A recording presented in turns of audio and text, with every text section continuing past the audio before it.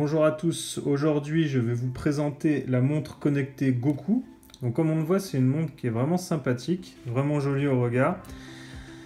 Une montre tactile, connectée au smartphone, avec un écran tactile qui fonctionne assez bien. Donc on voit le niveau de la batterie, l'heure, le rythme cardiaque et le nombre de pas qu'on peut faire. On peut également changer via l'application les différents modes. Ce qu'on peut voir également, c'est qu'il y a différents menus dans cette montre, avec notamment la lecture des SMS. Donc là on voit, là je viens de faire un test avec le portable de mon père.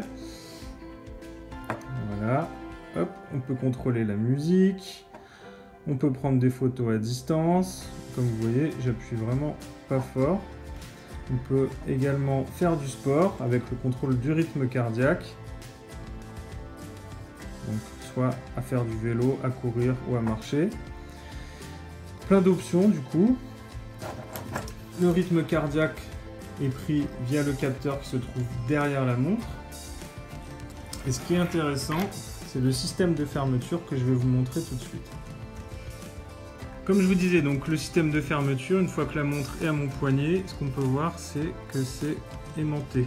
Regardez, hop, et ça bouge pas. Et pour l'adapter au poignet, vous voyez, il y a juste à faire coulisser la montre dans la petite rainure qui se trouve ici. Là, je tire. Hop. Et la montre est bloquée.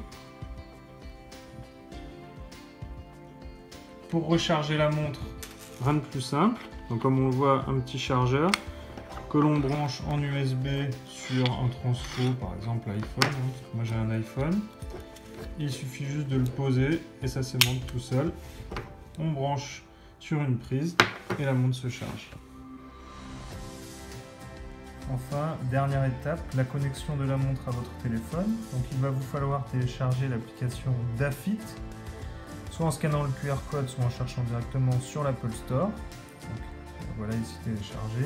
Une fois téléchargé, il faut suivre les indications pour connecter le téléphone à la montre.